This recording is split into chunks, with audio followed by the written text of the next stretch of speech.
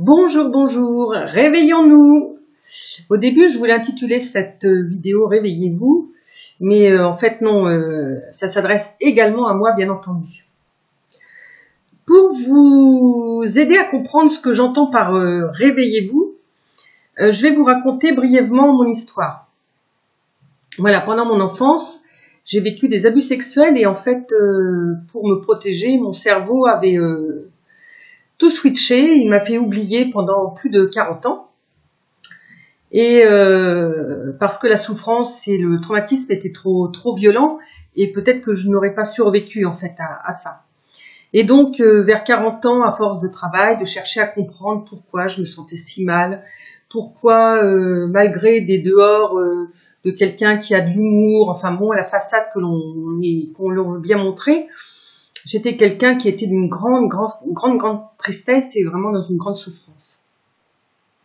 Et donc, quand ces événements sont revenus à ma conscience, d'où l'importance de, dans mes différents messages, quand je vous parle de prendre conscience des choses, c'est vraiment le premier pas. Quand ces événements sont revenus à ma conscience, il a fallu plonger dans toutes les émotions, dans toutes les blessures que ça a pu occasionner. Et évidemment, mon choix, ça a été à un moment, c'est où je meurs, où je choisis de vivre, de vivre et de donner un sens à tout ça. Et en fait, ce confinement, alors bien sûr, là, il ne s'agit pas d'abus sexuels, mais ce confinement, c'est ce qu'il nous pousse aussi à faire. C'est dans une situation exceptionnelle, une situation qui peut générer également des souffrances, qui génère de la peur souvent, qui peut générer de la colère, qui peut générer plein de sentiments à la fois contradictoires parce d'un côté on se sent protégé, mais d'un autre on se sent tellement frustré que c'est vraiment l'opportunité pour réveiller en vous des ressources, des potentiels dont peut-être vous n'avez pas conscience, mais qui sont bien là pour que ce moment d'enfermement soit finalement un moment d'ouverture et de révélation à vous-même. Le message, c'est donner un sens non seulement à la situation, mais surtout donner que vous trouviez le sens de votre vie. Est-ce que ce n'est pas le moment de faire un point sur ce que vous vivez, sur votre vie d'avant, parce que je pense sincèrement qu'il y aura la vie d'avant et la vie d'après. Qu'est-ce qui, dans votre vie d'avant et dans ce que vous vivez maintenant au quotidien, ne vous correspond pas, ne vous correspond plus, ou que vous sentez en vous des désirs, des souhaits, des aspirations qui se manifestent, et puis finalement, vous n'êtes pas... vous êtes un petit peu débordé par ce qui se passe, vous êtes peut-être décontenancé, vous avez du mal à comprendre. Et l'objectif là, ce n'est pas peut-être dans un premier cas d'essayer de comprendre, mais simplement de ressentir et d'écouter tout ce qui se manifeste. Je sais que j'ai déjà abordé ce sujet-là avec vous, mais là on prend un mois supplémentaire de confinement. Et s'il vous plaît, si vous sentez vraiment des appels intérieurs, si vous sentez qu'il y a des choses en vous qui viennent émerger, qui viennent vous dire mais oui, j'aimerais faire ça, j'aurais aimé faire ceci ou faire cela. Tiens, quand le confinement sera terminé, voilà, je vais me lancer dans un nouveau projet, dans une nouvelle aventure. J'ai envie de construire sur de nouvelles bases. C'est le moment ou jamais justement de poser ses fondations, de poser ses bases et d'apprendre à vous écouter. De vous autoriser aussi à voir si, à l'opposé de vos aspirations, vous sentez des peurs qui se révèlent, vous sentez des blessures qui se réveillent. Écoutez-les, voyez-les.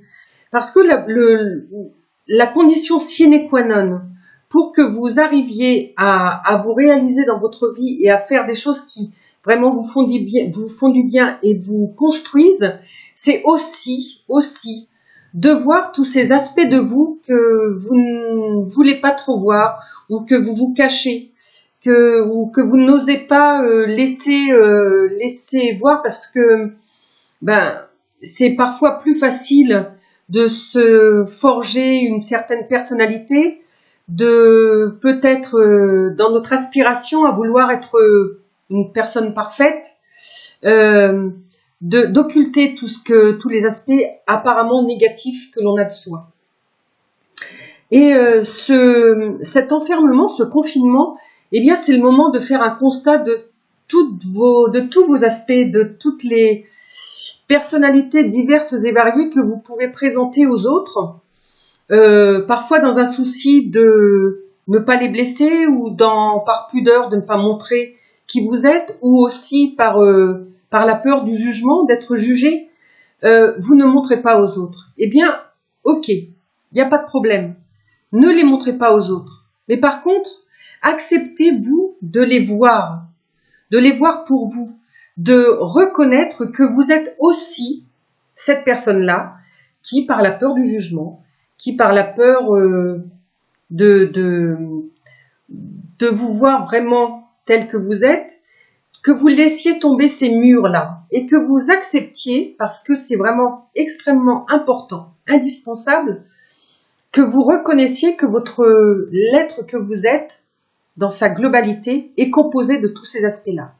Des aspects les plus positifs qui pour vous portent et vous permettent d'avancer, mais aussi tous ces aspects négatifs ou que vous jugez négatifs, eh bien, ils font aussi partie de vous et que vous les acceptiez de les intégrer dans cette personne unique et globale que vous êtes. C'est uniquement par ce moyen, par cette acceptation de vos différents aspects, de cette honnêteté que vous acceptez d'avoir par rapport du regard que vous vous portez à vous-même, que vous serez à même de mettre en place toutes vos aspirations et tous les nouveaux projets qui émergent en vous en ce moment, qui viennent peut-être se caramboler avec toutes les sensations peut-être de colère, de frustration et de peur. Eh bien, que toutes ces aspirations puissent émerger, puissent se concrétiser. Reconnaissez que vous êtes une personne qui a des aspects plus sombres, plus torturés, et que ces aspects plus sombres et torturés, eh bien, c'est à vous, dans votre aspect d'amour que vous avez en vous. C'est par cet amour, par cette recherche de paix intérieure, parce que la paix intérieure est la base et le fondement même de qui nous sommes, eh bien que tous ces aspects positifs viennent nourrir ces aspects négatifs, viennent vous apporter un souffle, un nouveau souffle, à vous accepter, à transformer les choses et à finalement voir que toutes les blessures, tout ce que nous voulons occulter, eh bien, ce sont des moyens de grandir. Pour en revenir à mon histoire d'abus sexuel, il y a eu donc un moment où c'était, pour être très clair, c'était ou la vie ou la mort. C'était, voilà. Alors, est-ce que je choisissais de vivre ou de survivre en restant perpétuellement dans cet état d'une personne qui avait été victime d'abus sexuels et qui a failli me détruire, ou est-ce que je choisissais finalement de me dire mais moi aussi j'ai le droit de m'accomplir, moi aussi j'ai le droit d'être heureuse et de faire des choses qui me plaisent, et à partir de là j'ai pu faire une bascule. J'ai pu accepter de voir que finalement tout ce que j'avais vécu, c'était aussi la possibilité de trouver une force en moi, une énergie en moi qui allait me permettre de pouvoir d'accompagner au plus juste d'autres personnes, pour que ces personnes puissent se sentir bien et puissent construire dans leur vie, puissent donner un sens à leur vie et puissent trouver les outils pour construire quelque chose qui leur corresponde vraiment et qui puisse servir à eux-mêmes et puis bien sûr servir aux autres.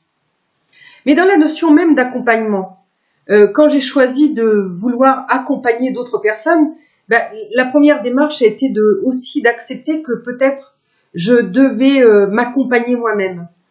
Parce que si on n'est pas en capacité de s'accompagner soi-même, si on n'est pas en capacité de s'aider, de s'accorder du temps, de s'accorder de la bienveillance pour soi, pour premièrement guérir les blessures et dans un deuxième temps pour pouvoir construire, eh bien tout ce que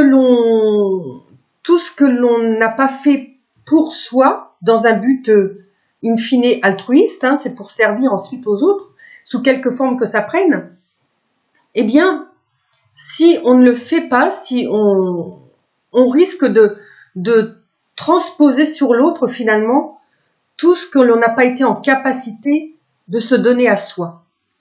C'est pour ça que la notion même de se réveiller, c'est au-delà du fait de prendre conscience des choses, c'est s'accorder de l'attention, c'est s'accorder de l'amour, mais un amour qui n'est en rien égoïste, un amour qui va venir aider à soigner, aider à penser dans le sens de pansement, à penser tout ce qui est à vif et tout ce qui finalement va finir par générer tous ces sentiments négatifs qui émergent peut-être plus encore en ce moment. Donc, accordez-vous ces moments d'amour, comme l'amour inconditionnel que l'on peut ressentir pour ses enfants, où finalement on accepte nos enfants tels qu'ils sont. En tout cas, c'est ce qui nous est demandé de faire, c'est de les accepter tels qu'ils sont et non pas tels que nous, on aimerait qu'ils soient. Mais c'est bien de les accompagner pour que eux puissent se réaliser. Eh bien, cet amour inconditionnel que l'on est capable de donner à nos enfants, que l'on est peut-être capable de donner à un ami ou à un conjoint, à qui que ce soit, eh bien, cet amour-là inconditionnel, c'est en tout premier lieu de se le donner à soi. Parce que cet amour inconditionnel, il permet de finalement s'accepter tel que nous sommes, d'être bienveillant, d'être conciliant, et puis de se dire, finalement, voilà, oui, effectivement, il y a des côtés où je ne me sens pas, je suis dans la peur, ou je suis quelqu'un, voilà, qui n'ose pas aller vers les autres, ou qui n'arriverait jamais, des messages intérieurs qui fait que, on s'auto-censure. Eh bien, en ayant cet amour inconditionnel que l'on est peut-être en capacité de donner aux autres, en se le donnant à soi, on est beaucoup plus conciliant, beaucoup plus bienveillant envers soi-même, et à ce moment-là, on peut finalement aller vers ce réveil intérieur. Donc vous voyez que ce réveillons-nous, c'est quelque chose qui est la seule issue, le seul moyen que toute expérience, même celle que nous vivons actuellement, c'est un sujet qui va nous permettre d'être, de nous révéler, d'être mieux et de pouvoir non seulement se donner à soi, mais donner aux autres dans le plus positif et le plus constructif. Ça apporte une paix intérieure, ça apporte une sorte de calme intérieur où vous pourrez observer que finalement vous prenez confiance, et plus que confiance en vous, mais confiance en la vie, et que finalement chaque instant, chaque pas que vous faites vous conforte dans cette idée-là. Que à chaque fois que vous êtes dans une sorte de frémissement, d'angoisse, eh bien c'est quelque chose qui est positif, que vous acceptez de voir, que vous accueillez, et que en accueillant, vous ouvrez la porte et que vous êtes plus dans quelque chose de constructif, parce que vous acceptez de voir ça. Vous acceptez de voir que ces parts de vous sont tout aussi respectables que l'image ou que les aspects de vous que vous accueillez avec joie parce que vous êtes quelqu'un peut-être de très accueillant, parce que vous êtes quelqu'un d'aimant, parce que vous êtes quelqu'un qui peut donner aux autres, etc. Eh bien, tout ce que vous êtes en capacité de donner aux autres, d'offrir à l'autre de manière positive, soyez aussi en capacité de vous donner à vous de la même manière pour venir guérir toutes les blessures et venir transformer toutes ces émotions qui sont apparemment négatives, mais qui finalement sont les émetteurs, les révélateurs de quelque chose de plus profond en soi.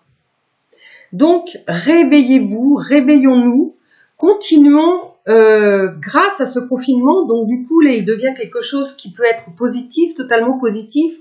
Grâce à ce confinement, grâce à ce temps où finalement tous nos repères ont changé, tous les mécanismes qui avant nous faisaient fonctionner d'une certaine manière, eh bien ce confinement il vient tout casser, il vient tout chambouler. Alors, eh bien dans ce chamboulement, c'est ok, maintenant qu'est-ce que moi je fais pour me réaliser, pour m'accomplir? Qu'est-ce que je peux mettre en œuvre maintenant, moi, pour que ce confinement devienne quelque chose où finalement je me révèle à moi-même? Donc, pour en revenir à prendre mon exemple par rapport aux abus sexuels, voilà, j'ai su transformer. Alors, je ne dis pas que ça s'est fait du jour au lendemain. Je ne dis pas que c'est toujours confortable. Je ne dis pas non plus que tout est réglé dans ma vie, etc. Loin de là. Par contre, ce que j'ai pu observer, c'est que, voilà, à force de prendre la vie différemment, de croire que la vie, c'était quelque chose dans laquelle on pouvait être foncièrement positif et foncièrement dans l'acceptation de ce qui se produit, et bien que finalement, ces abus sexuels, ils m'ont apporté du positif. Ça ne veut pas dire que je cautionne ce qui a été fait. Ça ne veut pas dire que c'est bien. Ça veut tout simplement dire que face à un événement qui aurait pu détruire, face à un événement qui aurait pu tout casser, finalement j'ai pu, grâce à un désir profond intérieur, j'ai pu changer la donne et j'ai pu transformer pour que ça devienne positif. C'est bien faire la part des choses entre ça ne veut pas dire qu'un acte ou qu'une situation finalement est bien, est bonne, est juste. Ça veut dire simplement que dans une situation, qu'à toute situation, aussi douloureuse puisse-t-elle être, que j'ai toujours la possibilité, si je le souhaite, de voir, de faire en sorte que je peux en faire du positif et en faire quelque chose qui va me remplir et permettre ma transformation progressive pour que je devienne cette personne accomplie. Donc voilà ce que j'avais à vous dire aujourd'hui. J'espère que ça peut vous permettre de voir plus clair et surtout que vous ressentiez cet élan intérieur et que vous continuiez, en dépit de tout, que vous continuiez à donner un sens, à trouver le sens de votre vie. C'est même pas le donner, c'est à trouver le sens de votre vie et en donnant un sens à la situation actuelle. Voilà. Bon, et bien maintenant, je vais vous proposer de continuer ma lecture donc du livre inspirant. Alors, où est-ce que j'en étais? Oui, c'était quand le héros donc était sur la plage et pour voir les tortues. Donc, je continue. Le retour sur ma plage s'est bien passé. Puis, j'avais pris mon rituel bain de nuit, me demandant à quoi ressemblerait mon parcours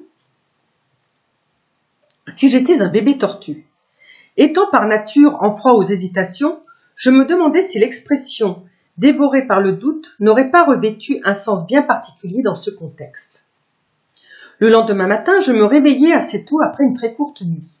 Je voulais avoir le temps de rassembler les informations que le guérisseur m'avait demandées avant d'aller le rejoindre le plus vite possible. Je repérai dans mon guide le palace le plus proche et sautai dans ma voiture. 20 minutes plus tard, je passais au ralenti devant l'entrée de l'Amonkilla, sans doute l'un des plus beaux palaces du monde et aussi l'un des plus intimes. J'avalai ma salive en franchissant l'entrée du parc au volant de ma voiture de location premier prix et je pris brutalement conscience de son incongruité, accentuée par sa saleté après 15 jours de crapahutage sur les routes poussiéreuses de l'île. Je remontai à faible allure l'allée bordée d'opulents massifs de fleurs, espérant faire le moins de bruit possible et me garer le plus loin que je pus de la réception. J'empruntai le joli sentier qui y menait, zigzagant à travers un jardin paysager d'un raffinement exquis. Sur une pelouse bordée de rocailles, je vis 2 employés à genoux dans l'herbe. Munis chacun d'une paire de ciseaux, ils taillaient consciencieusement le gazon. Dans ce genre d'endroit, une vulgaire tondeuse était exclue. Elle aurait troublé la quiétude des résidents. Donc, je restai un instant interloqué avant de reprendre mon chemin, tentant d'adopter une démarche naturelle, feignant l'indifférence des habitués. Ce fut difficile de rester dans ce registre quand la beauté du site qui s'offrit à ma vue me coupa presque le souffle.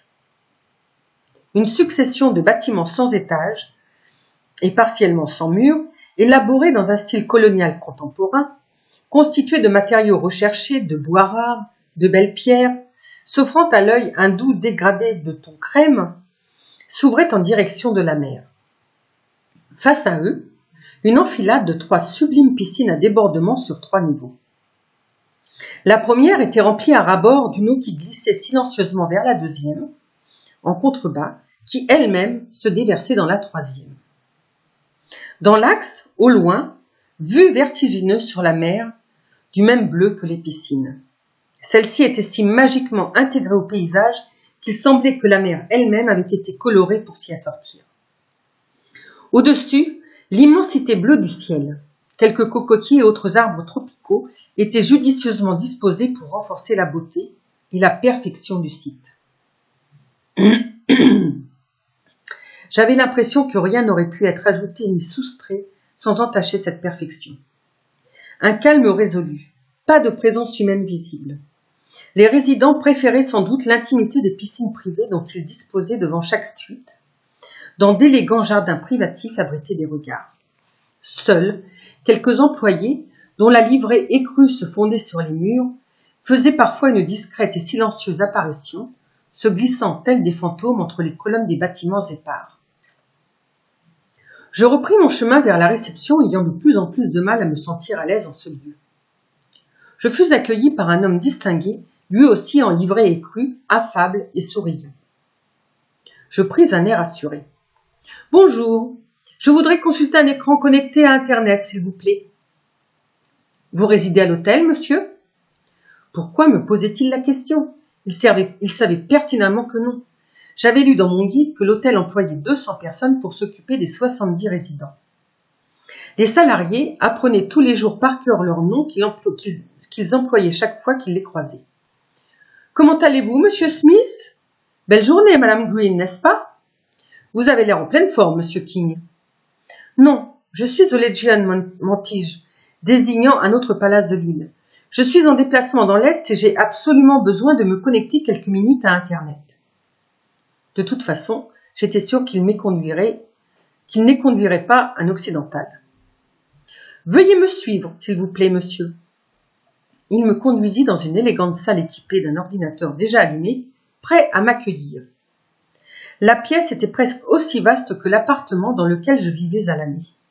Atmosphère calfeutrée, moquette épaisse au sol, boiserie tropicale au mur, porte vitrée à petits carreaux dont la poignée sculptée devait coûter aussi cher que mon billet d'avion. Il me fallut moins d'un quart d'heure en consultant les diverses propositions du moteur de recherche pour accéder à l'information que je désirais. Ce que je lus confirma ce qu'avait rapidement évoqué le guérisseur.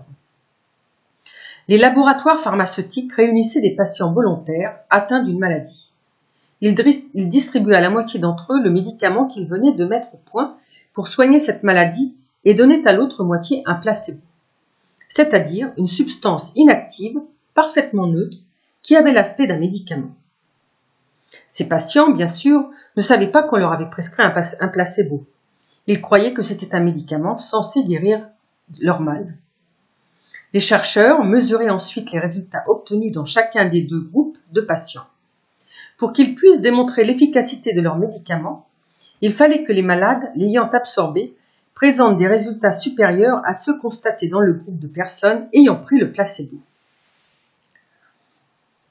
Je découvris ainsi que les placebos avaient un certain impact sur les maladies, ce qui était déjà extrêmement surprenant puisqu'il s'agissait de maladies réelles et que les placebos étaient, quant à eux, des substances tout à fait inactives.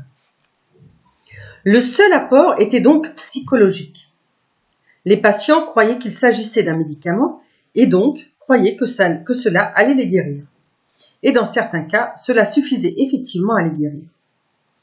Ce qui me fit vraiment réagir, c'est le nombre de cas pour lesquels la croyance en la guérison suffisait à guérir le patient. Il était en moyenne de 30%. Même des douleurs pouvaient disparaître. Un placebo était aussi efficace que la morphine dans 54% des cas. Des patients avaient mal, ils souffraient et l'absorption d'un vulgaire comprimé de sucre ou de je ne sais quel ingrédient neutre supprimait leur douleur. Il suffisait qu'ils y croient. Je continuais de consulter médusé quantité de chiffres similaires concernant des maladies diverses et variées. Puis, je tombais sur le chiffre qui me cloua sur place, les doigts comme englués sur le clavier. On avait administré à des malades un placebo présenté comme de la chimiothérapie. Et 33% d'entre eux avaient intégralement perdu leurs cheveux. J'en restais bouche bée devant mon écran.